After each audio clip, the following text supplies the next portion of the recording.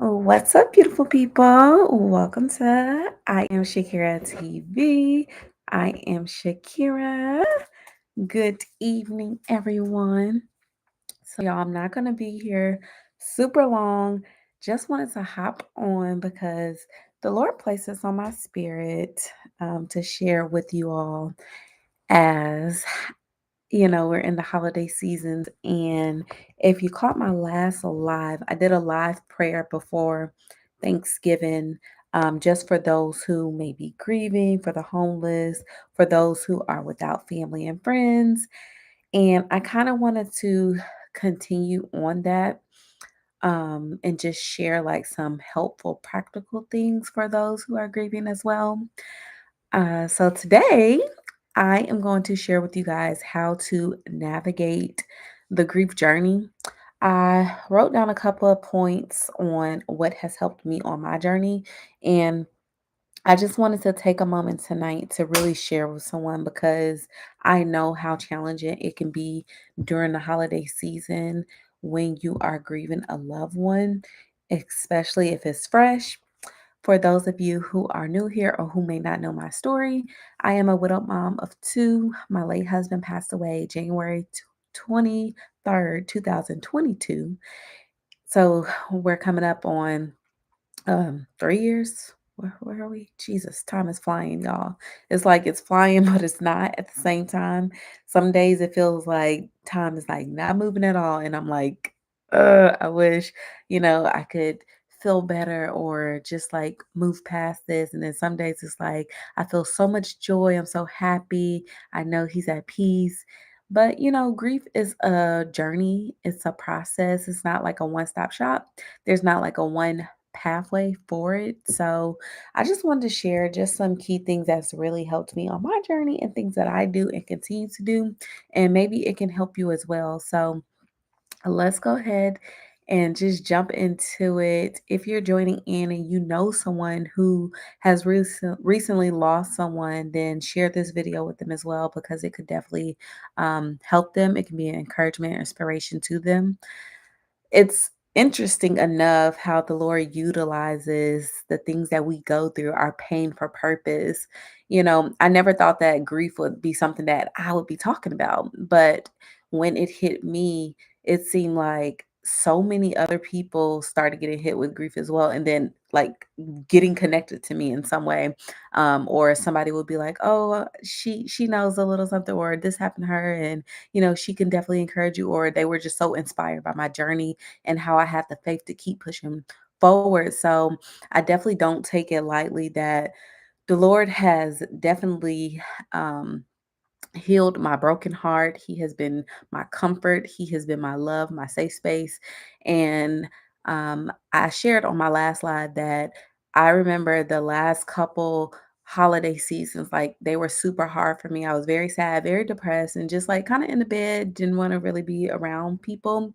But last year, I promised the Lord, I said, if you please heal me and like allow me to not feel like this, like I will share my testimony, like I will help others with this part. Cause like um my purpose for I Am Shakera TV, like we talk about healing, identity, and purpose. So grief is a part of healing. So you go through things so that you can grow through them and so that you can help others as well. So it's not a cute, motivational topic, like, like let's go get into it. But it's one of those things that's very necessary because, y'all, if you think about it, the only thing that's guaranteed is our death. Like, we all are going to die one day, and we all are going to um, deal with grief, like deal with deaths in our family, our friends, or close ones, loved ones. So I think it's very important that we just have these conversations and help people grieve in their process and be an encouraging help and sometimes just be there. Like just be. You don't even got to say nothing. And we're gonna get into it because y'all, I've experienced all kind of craziness, since becoming a widow, and then just leave even at the like beginning of experiencing the loss of my late husband. Like people didn't know what to say, didn't know what to do, and it was very uncomfortable. People said a lot of stuff that was very heartbreaking, and just it I was just like, "Ooh, like, we need a class on, like, grief etiquette or something," because it was just like, "No, like, just be quiet." So, nonetheless, I wanna get into it because I don't wanna, keep you off too long. So, some key points that I learned what to do when you're grieving is, number 1, acknowledge your pain. Your pain is real, okay? Don't try to let anyone um, minimize the pain that you're experiencing. And you also don't suppress your emotions. It's okay to feel sadness, anger, confusion, or even numbness. Grieving is a natural process. So it's something that we're going to go through. It's something that you have to um, allow yourself to work through. Psalm 34:18 tells us the Lord is close to the brokenhearted and save those who are crushed in spirit. So acknowledge your pain and know that the pain that you are feeling, that the pain in your body, in your mind, in your soul, in your spirit, like it's real. And a lot of times as young kids, maybe you didn't really talk about your emotions, or adults really didn't identify all of your emotions. And just a little side note, what is the movie? I just forgot it. But the movie with the for the kids, y'all, and they got all the emotions in it. Oh my gosh, I just forgot the name of the movie. Me and my kids talk about it all the time when we went to the movies to see it. There's two. Anyways, y'all know the movie, that came out over the summertime with Emotions. It's gonna come to me, and if it comes, I'll let y'all know. But, being able to identify different emotions, like, we're not just happy or sad. Like, there's other emotions that you can feel, like anger, like I said, and confusion, and even just numb. I remember when I first, like, encountered and experienced and got the news, like, I felt so numb, like, I felt like I was holding my breath. Like, you know how you're underwater and you gotta hold your breath and you gotta come up to, like, gasp for air? Like, for, almost a year, or if not longer, I felt like I was holding my breath, like, it was an outer body experience, like, this cannot be real, like, this is not my life, like, I was waiting for, like, like, snap out of it, like, "This not real, like, you're just dreaming, like, this is just a nightmare," but, mm, I was very much just experiencing pain. So do not suppress your emotions. Allow yourself to feel whatever you feel, and know that there's no time limit either, because I've had people reach out to me and they're like, what do you think about this? Somebody told me that I should be over it by now, and like weird comments, y'all. People are very weird when it comes to grief. And I just, encourage that person, like, absolutely not. Like, if somebody is telling you that you should be over the death of your loved one, then that's insane. And you don't need to be associated with someone like that, because they're minimizing your pain and like not even acknowledging, like, just it's just weird. So, nonetheless, acknowledge your pain. Number two, allow yourself to feel. So this is very similar. It ties into number one, but allowing yourself to feel is giving yourself permission to feel your emotions without guilt or shame. Because a lot of times when we feel things, we feel like, oh, I should not be feeling like this. Like, I should be over this by now, or I should be moving on with my life, or I should be doing this. I should be like, you just guilt trip yourself, or you feel shame that you feel angry. Like, I had moments where I was angry, and not just angry at the death of him, but I was angry at God. I was angry at, like, how could you allow this to happen? And I had to recognize, like, these are real emotions and I need to feel it. And when you grew up, back in the day, people used to say, the church folks used to say, you don't question God, like things just are what they are. So I had a hard time, like, just grasping with that and being okay with that, because I grew up asking a lot of questions. I'm very curious.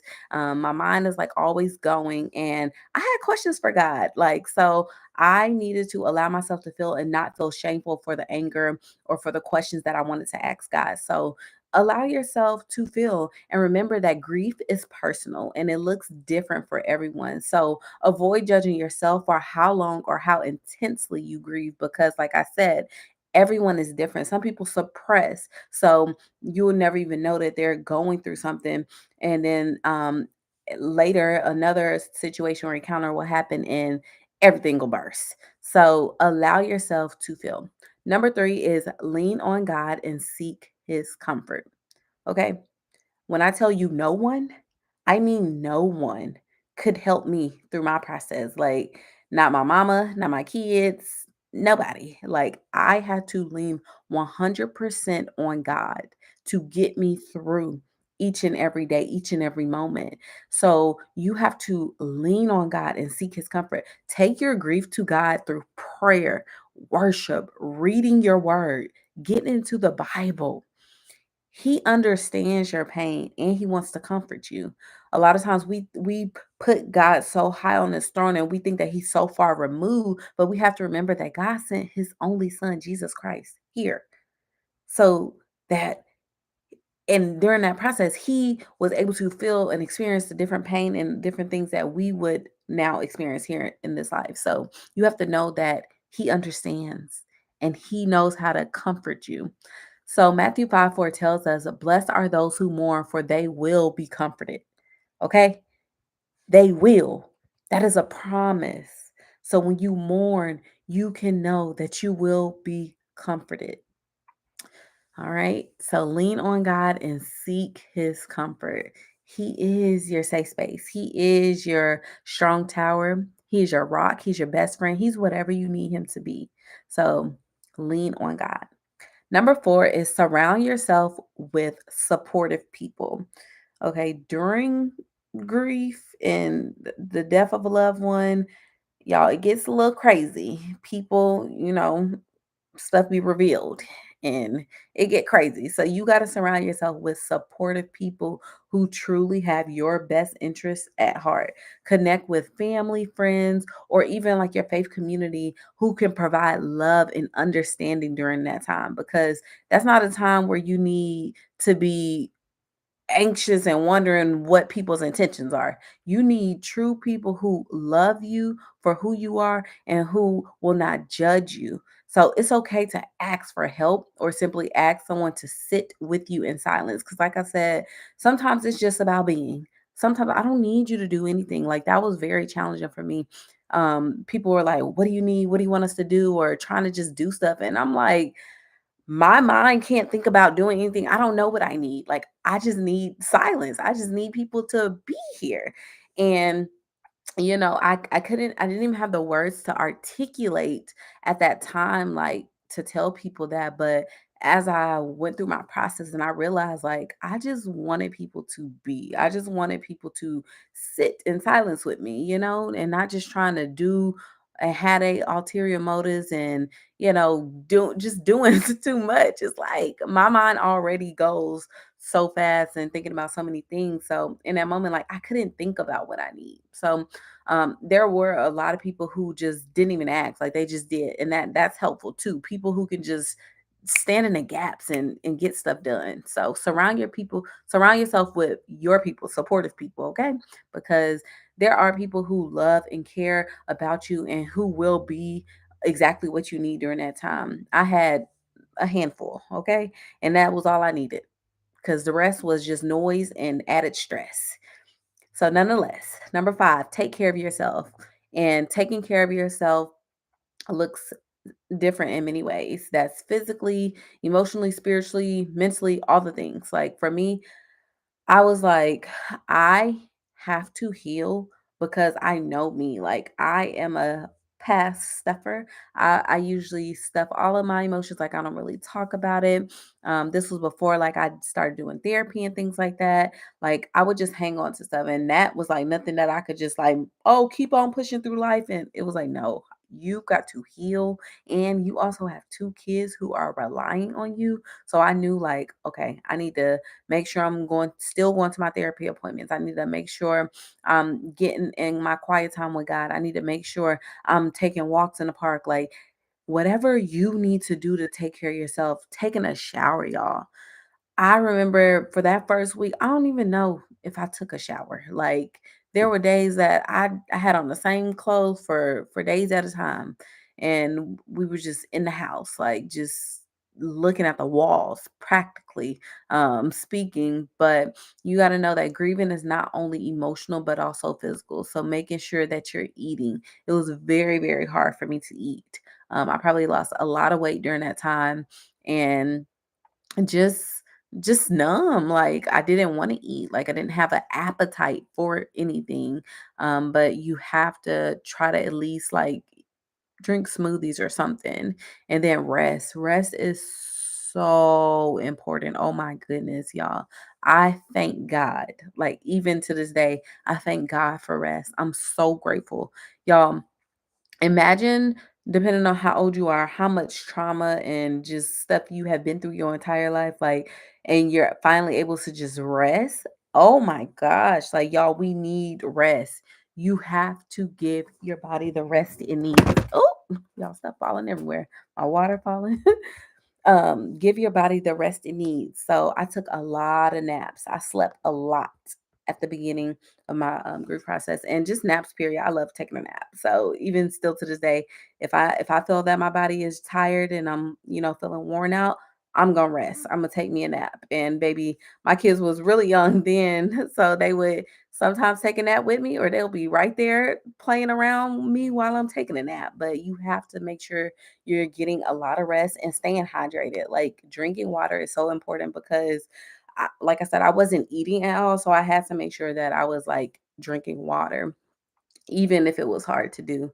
And then also, I was still breastfeeding at the time. Like, y'all, I was going through grief and postpartum at the same time. So it was a very, very, very challenging. Like, I would never wish that on anybody, not even, the person that's done the worst thing to me. Like that is no joke. It was very challenging. So just making sure those supportive people will make sure that you're taking care of yourself or even help you out. I remember I had to like get massages because like my um shoulder areas were just like so stiff. My body was just like it was locked up. I was in a freeze mode. Like, you know how they say in situations you either freeze, flight, or fight. Is it fight?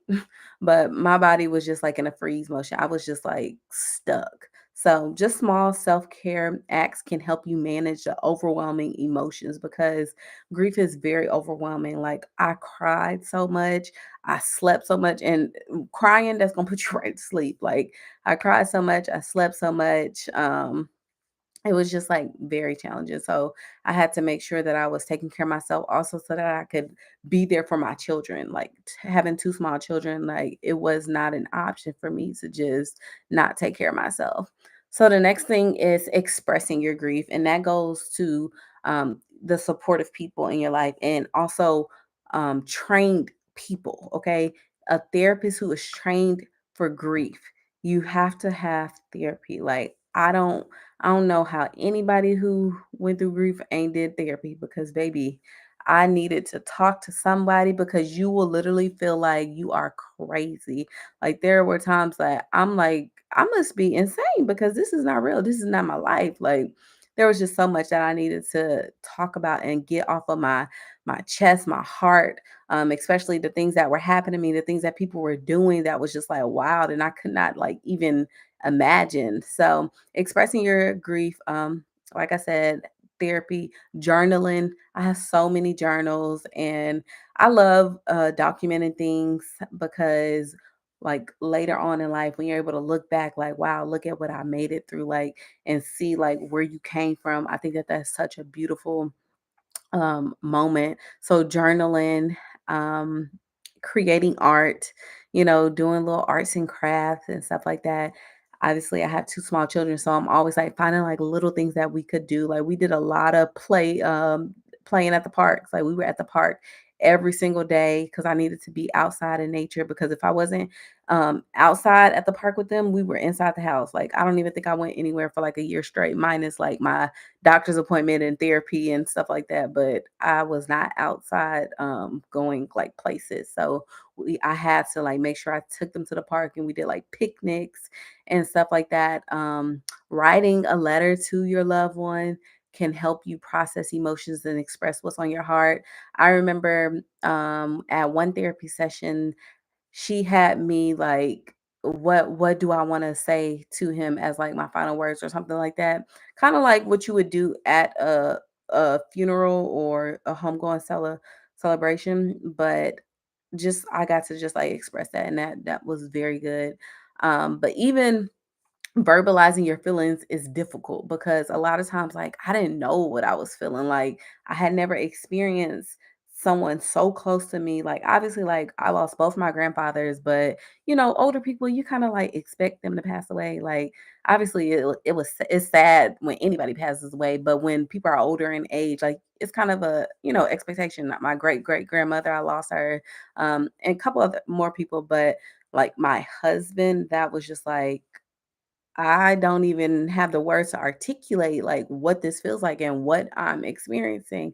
And then not even just for myself, like I said, I'm a mom of two. So us having two very small children, like it didn't even make sense. Like so therapy really allowed you to allows you to just speak freely, especially from somebody who doesn't, who's not gonna cast judgment on you for the feelings that you may be feeling. So just find ways to release them in ways that work for you.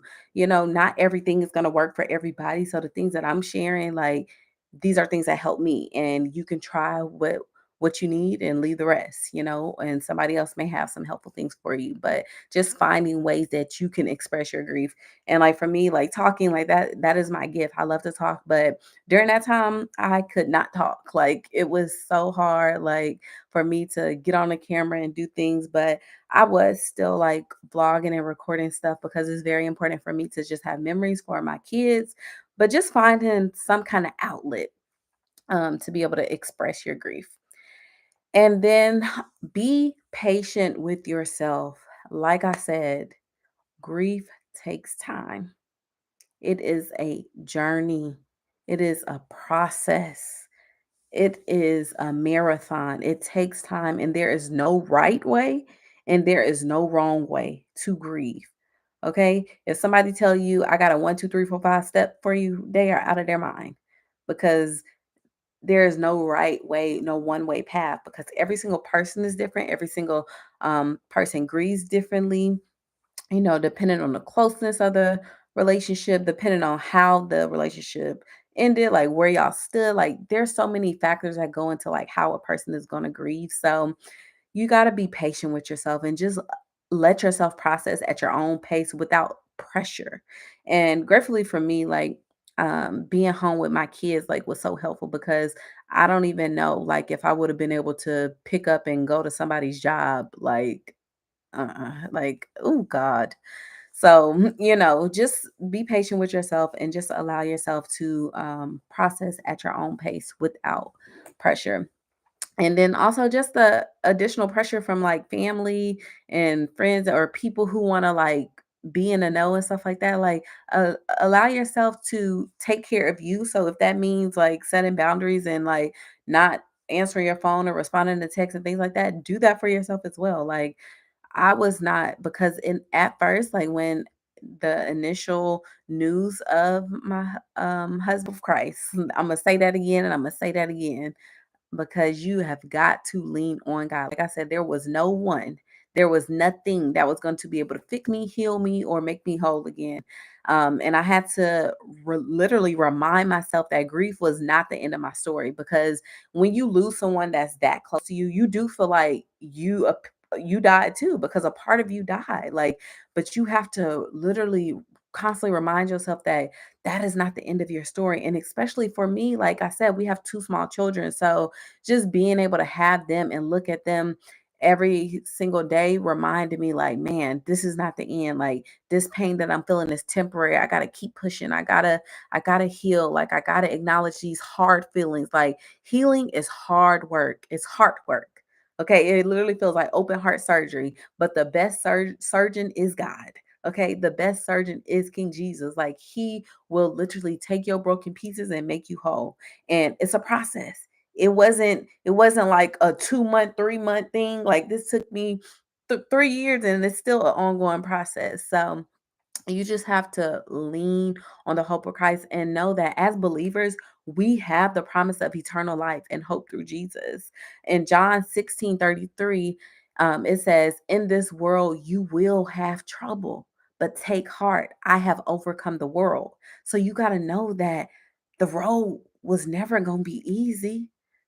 Nobody told me the road would be easy, and I don't believe he's brought me this far to leave me. Listen, you got to remind yourself, you got to sing those songs and lean on God's promises, because I said, "Oh God, I know the things that you have brought me out of. I know the testimonies that I have. I know that I am literally a walking miracle." I said, "I know that you got something." We got to be going from glory to glory. I know that you are going to use this pain for purpose. So I just had to lean on what I knew. And that's the word of God. So I just was in my word every single day, day, night, anytime that I needed just a reminder of who I am and whose I am. So make sure you are leaning on the hope of Christ. And thankfully, it was like a little bit towards the it was like the end of the pandemic, and I don't think we started going back to church until 2000. Yeah, it was 20, yeah. So we started going back to church in March, I think. So it was like a couple months later, like, churches were beginning to open back up. So I was able to get back in the house and just be surrounded by others and stuff like that. So just just know. Oh wait, I see some of y'all in the hey hey girl. First of all, I just want to say thank you so much. You are so amazing. God bless you. Thank you so much for just supporting me and my ministry. I'm so grateful for you. Nasia. Okay, girl, you be in here. Yes, from glory to glory, pain to purpose. Absolutely. Yes, yes, yes, yes, yes. John 3:16. Listen, that was the very first Bible scripture I learned as a kid. So you better lean on that promise, baby. Yes. Yes, them babies, they definitely keep us going. Woo, yes. All day, every day. Thank you so much for tuning in. I appreciate your support. So, next, y'all, is create meaningful memories. Y'all, I'm a memory person. I love to have some memories because I don't have anything from when I was like a kid, like my toddler years. I have like a couple pictures and things like that, but I don't remember like much of anything before I was the age of 8, because I got hit by a speeding car. And anything before that, like, I really don't remember. But I always said that when I have kids, I want to make sure they remember their childhood. Okay. So I am a vlogger. I record everything. I take pictures, and I'm old school. So I get my pictures printed, and I have photo albums, and my kids love looking at themselves. So creating meaningful memories like that is so important. And then, like, getting shirts made. Like, I got these shirts made. I think it was for Father's Day in 2022. I had got these shirts made for us to wear. And then, like, just still doing the things that our family traditions were, and creating those memories so that we can keep his legacy alive, because the legacy continues. So honor your loved ones in a way that feels special to you, and that can be in any way. So yeah, and then also, like, music. Me and my kids really connect through music, because that was something like their father loved as well. So music, like just having that family time, watching movies, game nights. Like, every Friday is movie night for us, and we're gonna be watching a movie and playing games and stuff like that. So just making sure that you create meaningful memories, it can really bring peace and keep the memory alive. So I really, really love that. And I love the fact that we basically recorded our whole journey, so our kids can look back and they can see, like, mommy and daddy before the kids were here, and then, like, our wedding and stuff, like, and then of course when they were here, when they were born, like, all of that is documented, and my kids love looking at that. So that's very special for me, and I'm glad that we had those. So if you don't like taking pictures or you don't like videos, I'm gonna need you to start liking it because those memories like mean so much. That's the only thing you have when your loved one is gone. So memories. And I've been touching on this a bunch already, but seeking professional help if needed, which is definitely needed. So definitely do that. Grief feels so overwhelming, and you will literally find it difficult to function doing daily life, like washing dishes or cleaning your house. Like maybe the first month or two, I think I had cleaners, I had meal prep because I couldn't do nothing. Like it's like, no, I'm not doing any of this. So I had to definitely outsource and get help for those kind of things. But you can also, reach out to your pastor if they have like pastoral care available or grief support groups. There's a lot of groups like that on Facebook and stuff like that. For me, that wasn't really my thing, and I can't really connect with stuff like that. So I didn't do that. But reading books, listening to podcasts, like that's my thing. So I did a lot of devotionals from women and mothers who had experienced grief, and just reading books about it and stuff like that. That really helped me. So, y'all, a book is like an expensive one-on-one with that person. So do that. And then next, in the midst of the pain, as hard as it is, you gotta cling to gratitude. So, literally, in my pain, I created a gratitude journal, which I have for sale. It's on Amazon. It's probably in a description link if you're interested. But it's a very simple gratitude journal, which every day I made myself write down what I was grateful for. And um, even to this day, the first thing that I write that I'm grateful for is having breath in my body, because I literally saw like my late husband not being able to have breath in his body. So that is something that I'm super grateful for. And we know that if it is not for the Lord putting the breath in our body each and every day when we wake up, then we would not be here. So the gratitude journal was super super helpful for me, and I'm so glad that I created that for myself. And then I just shared it so that others can have it as well. But while it's hard, looking for small blessings or good moments each day, gratitude can help shift your focus and bring moments of peace. So during the beginning of my grief journey, like I was dwelling a lot, like, oh man, the what is, like, this is not how my life was supposed to be. Like,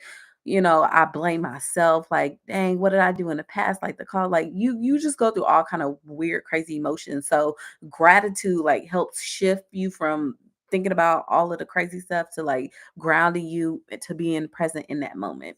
So 1 Thessalonians 5:18 tells us, give thanks in all circumstances, for this is God's will for you in Christ Jesus. So giving thanks, I always say have the attitude of gratitude, okay? That is the quickest way to just be blessed, to continue to be blessed. Like small things, y'all, like that we take for granted, like breathing, like seeing somebody take their last breath or not being able to breathe, like that is the wildest experience. So just small things that we take for granted, not being grateful for a home, like food, just simple things, y'all, that we get to do, and a peace of mind, like even in the midst of the grief, like I could have lost my mind. So it was just like small stuff, like just finding those things to cling on to, and just knowing like God is with me, God is with me. um and then lastly, understand that grief changes over time. Grief may not go away entirely because, like I said, it's a process, but it evolves. And I don't really like the saying that it gets better with time, because I don't, I feel indifferent about that. But I say that it gets different. I don't know if it gets better, because what's better or worse? Like, I just say it gets different with time. Every moment is different. There are some moments where I'm feeling like I'm doing so good. Like, look at me on my faith journey. Like God is using me. And then there's some moments I'm like, Lord, what is going on? I'm so weak. I don't know what to do. I don't know why you chose me for this assignment. So, it just looks so different, and it changes over time, especially if you have kids in the mix. Like my kids are getting older. So, there's questions that they ask, and answers that I don't even have. So it gets different over time. Like I don't like the saying it gets better over time. So just know that like it's not going to go away entirely. Like that's always going to be whoever the loved one is, it's always going to feel like a missing part of you. But with time, I will say that God's healing power, like it will help you to move forward. He'll propel you to push forward because me sitting right here having this conversation with y'all, I wouldn't have been able to do this a couple years ago. Like, absolutely not. So I will say with that, definitely God's healing power has strengthened me to be able to talk about my testimony and not like when I used to talk about it, when I first started talking about it, I would just start crying immediately and like it would be overwhelming. But now like I'm talking freely, like I haven't cried, obviously, but so it just is different. But you can definitely move forward while still cherishing the memories of your loved ones. I did this kind of goes back to earlier. I mentioned like feeling shame or guilt. Like there were moments where I would be feeling like upbeat and like, okay, God, I feel myself healing. I feel myself getting better. And I would feel guilty. Like, am I supposed to feel like this? Like, I should still be sad. Like, but you have to know, like, you can still cherish the memories of your loved ones and still move forward. And I know that my husband will want that for me anyways. Like I know the last conversation that we had and it was one of those. Okay. So um even people will try to make you feel guilty for moving forward. I don't want to say moving on. Moving on sounds bad, like, but moving forward, like people will try to make you feel guilty. And you just have to really block out the noise and be careful what you're feeding yourself because I was not letting none of that bad energy taint me. Because go back to where you came from. So nonetheless, I know this was a lot of good stuff, I believe, and I know that it's going to help somebody. And I pray that, if you are experiencing grief in this moment, that the Lord will strengthen you. He said that He will be our strength when we are weak. I pray that the Lord will comfort you. He is a comforting God. He is so faithful, and His promises, y'all, are His promises. They cannot return void. He is not a man that He shall lie. So if God said it, it has to be done. It will be fulfilled. So know that grief is a process and it's okay. And you're not alone because grief can also make you feel like you're the only one in the world going through it. And even though like I knew that logically that I wasn't, like that's what it makes you feel like. So I pray for you all and I send so much love and peace to each and every one of you. And I thank you so much for being along my journey and just allowing me to share what's been helpful for me while grieving. And yeah, just know that God's presence is going to get you through. Allow Him to guide your heart, okay, as you navigate the journey and know that healing is possible. God's love will sustain you. It sure will. Yes, I need to start your pictures. Yes, print them out. Oh my gosh. So I'm gonna give you a little. I need to see. Do I have a code for it? But there's an app I use. It's called Free Prints, and you get 85 free prints every single month. So all you have to do is pay for shipping. Let me see if I can get you a code real quick. But you get 85 free prints a month, and all you do is pay for the shipping, and they'll send them right to you. And baby, I do it, okay? Because I absolutely love, love, love having the physical pictures, and my kids love flipping through the photo albums. I'm so old school. But okay, so I have an invite code. It is S Moody, MOOD as in dog, Y 116. Let's see if I can put it in the chat.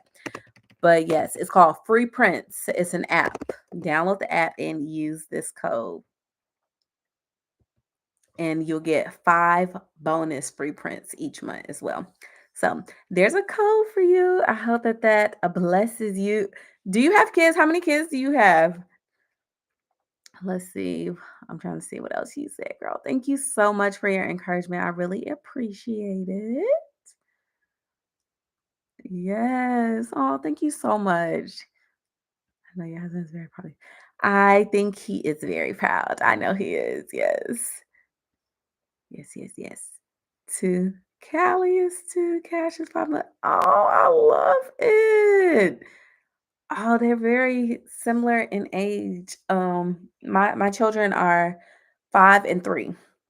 My son is 5 and my daughter is 3. She just made 3 at the beginning of November. So, yes, that's so beautiful. Thank you so much. I pray blessings over you and your babies. And yeah, that's all I have for y'all tonight.